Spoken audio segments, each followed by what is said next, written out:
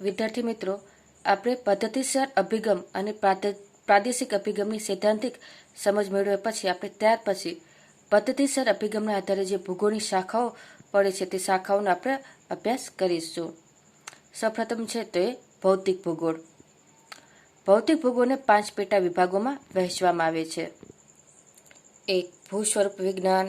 2. આબોહવા વિજ્ઞાન. 3. સમુદ્ર વિજ્ઞાન. 4. જમીન વિજ્ઞાન અને 5. જળ વિજ્ઞાન.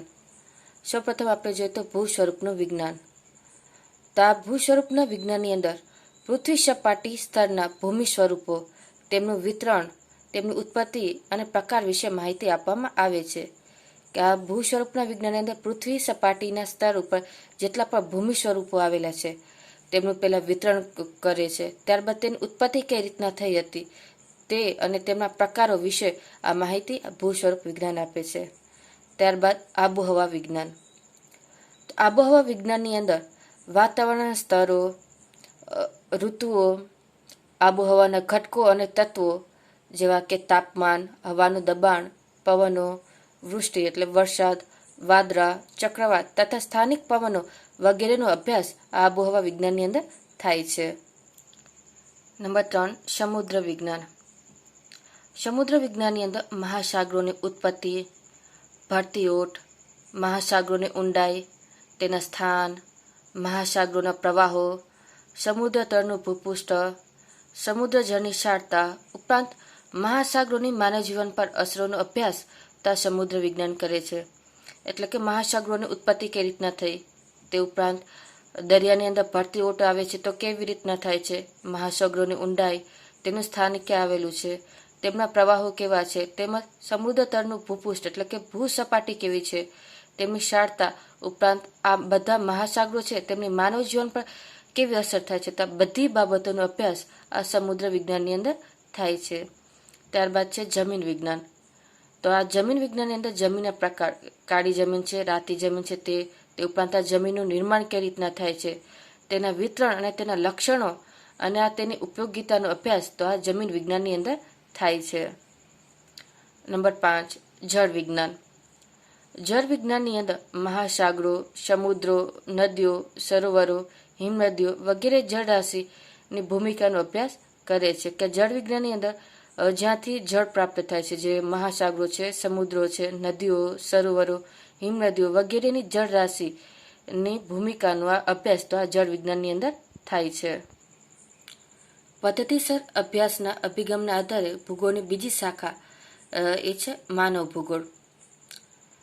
પ્રકૃતિ અને માનવીના પરસ્પરના સંબંધોના કારણે ગામડા, શહેરો, દેશો, કારખાના, સડકો, રેલમાર્ગો, રહેઠાણ વગેરેના સાંસ્કૃતિક લક્ષણો કે વિશેષતાઓ તથા તેમના વિતરણનો અભ્યાસ થાય છે.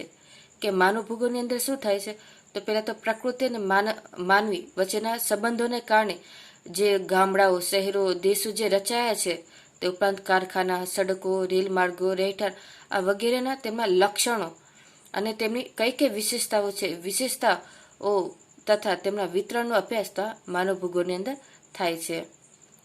સાંસ્કૃતિક ભૂગોળ, સામાજિક ભૂગોળ, વસ્તી વિષયક ભૂગોળ, ગ્રામીણ ભૂગોળ, કૃષિ ભૂગોળ, ઔદ્યોગિક ભૂગોળ વગેરે માનવ ભૂગોળની મુખ્ય વિષય શાખાઓ છે. કે આ બધી જે છે તે ભૂગોળની મુખ્ય વિષય શાખાઓ છે. માનવ વિકાસને આડે આવતા ભૌગોલિક પરિબળો અને ભૌગોલિક સમસ્યાઓ સમજાવે છે અને તેના ઉપાયો વિશે ચર્ચા કરે છે. કે માનવ ભૂગોળની અંદર કે જે માનવીના વિકાસને આડે આવતા જે ભૌગોલિક પરિબળો છે, જે ભૌગોલિક તત્વો છે, તે તત્વો અને જે ભૌગોલિક સમસ્યાઓને સમજાવે છે અને તેના ઉપાયો વિશે ચર્ચા કરે છે. એટલે કોઈ પણ સમસ્યા ઉદ્ભવે છે તો સમસ્યાનું નિવારણ લાવવા તેમનો ઉપાય તો આ માનવ ભૂગોળ તે સમજાવે છે. વિડલ ધ બ્લાસના મતાનુસાર માનવ ભૂગોળમાં પૃથ્વીને નિયંત્રિત કરનારા ભૌતિક નિયમો તથા પૃથ્વી પર વિકાસ કરનાર સજીવોના પારસ્પરિક સંબંધોનું સંયુક્ત જ્ઞાન સમાવિષ્ટ છે. વિડાલ ધ લા બ્લાસના મત મુજબ માનવ ભૂગોળ શું છે, તો માનવ ભૂગોળ એ કે પૃથ્વી પર નિયંત્રિત કરનારા ભૌતિક નિયમો, કે પૃથ્વીને નિયંત્રણ લાવનાર જે ભૌતિક નિયમો છે તથા જે પૃથ્વી પર વિકાસ કરનાર જે સજીવો છે, જે સજીવ સૃષ્ટિ છે, તો સજીવ સૃષ્ટિ અને ભૌતિક નિયમો વચ્ચે જે પરસ્પરનો જે સંબંધ છે, તો સંબંધોનું જે સંયુક્ત જ્ઞાન તો આપણને આ માનવ ભૂગોળ આપે છે. એલન સેમ્પલ મુજબ માનવ ભૂગોળ શું છે? એલન સેમ્પલ મુજબ માનવ ભૂગોળ એટલે કે પ્રવૃત્તિશીલ માનવ અને ગતિમાન પૃથ્વીના પારસ્પરિક બદલાતા સંબંધોનું અધ્યયન. પ્રવૃત્તિશીલ માનવી કે માનવી આપણે જાણીએ છીએ કે હંમેશા પોતાના વિકાસ અર્થે તે વિવિધ પ્રવૃત્તિઓ કરતો રહે છે. તો પ્રવૃત્તિશીલ માનવ અને ગતિમાન પૃથ્વી આ બંનેના પારસ્પરિક બદલાતા જે સંબંધો છે આપણે જોયો છે. તો અમુક સમયે જે છે ભૌગોલિક પરિસ્થિતિઓ બદલાતી જતી હોય છે. તો આ બદલાતી ભૌગોલિક પરિસ્થિતિ અને પ્રવૃત્તિશીલ માનવ વચ્ચેના સંબંધોનું અધ્યયન એટલે કે આ માનવ ભૂગોળ, તેમ એલન સેમ્પલ કહે છે. ત્યારબાદ ત્રીજી શાખા છે જૈવિક ભૂગોળ. જૈવિક ભૂગોળની અંદર જીવોનો અભ્યાસ કરવામાં આવે છે. ભૌતિક ભૂગોળ અને માનવ ભૂગોળના આંતર સંબંધોથી જૈવિક ભૂગોળનો જન્મ થાય છે. કે ભૌતિક ભૂગોળ અને માનવ ભૂગોળ જે આપણે આગળ બે શાખાઓ વિશે જોયા, આ બે શાખાઓના આંતર સંબંધથી આ જૈવિક ભૂગોળનો જન્મ થાય છે. કે જેની અંદર પ્રાણી ભૂગોળ, વનસ્પતિ ભૂગોળ, પારિસ્થિતિકી અને પર્યાવરણ ભૂગોળ જૈવિક ભૂગોળની આ શાખાઓ છે. કે પ્રાણી ભૂગોળ, વનસ્પતિ ભૂગોળ, પારિસ્થિતિકી અને પર્યાવરણ ભૂગોળ છે આ ભૂગોળની જૈવિક ભૂગોળની શાખાઓ છે. કે પ્રાણી ભૂગોળની અંદર વિવિધ પ્રકારના પ્રાણીઓ, જીવજંતુઓ તથા સૂક્ષ્મ જીવાણુઓના વિતરણ અંગેની માહિતી આપે છે. કે જૈવિક ભૂગોળની જે એક શાખા છે પ્રાણી ભૂગોળ, તેમાં વિવિધ પ્રકારના પ્રાણીઓ, જીવજંતુ અને સૂક્ષ્મ જીવાણુઓ વિશેની માહિતી આપે છે. વનસ્પતિ ભૂગોળની અંદર તો જંગલો અને ત્યાંની વિવિધ વનસ્પતિઓ, ઘાસ ભૂમિના પ્રકારો તથા તેના વિતરણની માહિતી પ્રદાન કરે છે. કે વનસ્પતિ ભૂગોળની અંદર જંગલો તેમજ વિવિધ પ્રકારની વનસ્પતિઓ ઉગે છે, તે જે ઘાસ ભૂમિના જે મેદાનો છે તેમના પ્રકારો વિશે માહિતી તો આ વનસ્પતિ ભૂગોળ આપે છે. માનવ તથા પ્રકૃતિ વચ્ચે બદલાતા સંબંધો, પ્રકૃતિની માનવ જીવન પર થતી વિવિધ અસરો, પ્રજાતિઓના નિવાસસ્થાન, તેના ક્ષેત્રો, વિકાસ, વર્ગીકરણ અને તેના વિતરણનો જે વૈજ્ઞાનિક અભ્યાસ છે આ બધો વનસ્પતિ ભૂગોળની અંદર કરવામાં આવે છે. ત્યારબાદ આપણે જોઈએ તો પારિસ્થિતિકી અને પર્યાવરણ ભૂગોળ. તો જેની અંદર પર્યાવરણની સમસ્યાઓ આપણે જોઈએ છે કે પર્યાવરણની સમસ્યા ઉદ્ભવે છે, તે ભૂમિ પ્રદૂષણ, તેના પ્રકારો વિશે તથા પર્યાવરણનું સંરક્ષણ, સજીવ પર્યાવરણની ગુણવત્તા, અવક્રમણ એટલે કે જે નુકસાન થાય છે તે, અને માનવ કલ્યાણ ઉપરની અસરોની માહિતી તો આ પારિસ્થિતિકી અને પર્યાવરણ ભૂગોળ આપણને પ્રદાન કરે છે. પદ્ધતિસર અભ્યાસ અભિગમના આધારે તેમની ચોથી શાખા છે ભૌગોલિક પ્રવિધિઓ અને પ્રયુક્તિઓ. ભૌતિક પ્રવિધિઓ અને પ્રયુક્તિઓને અંતર્ગત એટલે કે ટેકનોલોજી અને ટેકનિકલ જ્ઞાનનો ઉપયોગ આ પ્રયુક્તિમાં થતો હોય છે. તેમના આધારે તેમની 4 ઉપશાખાઓ છે, જેમાં છે ક્ષેત્ર અધ્યયન, નકશાનું નિર્માણ અને કમ્પ્યુટર પર આધારિત નકશા નિર્માણ, માત્રાત્મક ભૂગોળ, સ્પેશિયલ ઇન્ફોર્મેશન ટેકનોલોજી. સૌપ્રથમ આપણે જોઈએ તો ક્ષેત્ર અધ્યયન. ક્ષેત્ર અધ્યયન એટલે કે જે તે પ્રદેશ ઉપર રૂબરૂ જઈ અને તેનો ફોટો પાડી અને તેનો અભ્યાસ કરવામાં આવે. એટલે કે રૂબરૂ જઈ જે તે પ્રદેશ વિશે માહિતી એકત્રિત કરવામાં આવે. તે ઉપરાંત તે માહિતી ભૌતિક તથા સામાજિક આર્થિક સર્વેક્ષણ પણ કહી શકાય. ત્યારબાદ આપણે જોઈએ તો નકશાનું નિર્માણ અને કમ્પ્યુટર પર આધારિત નકશા નિર્માણ.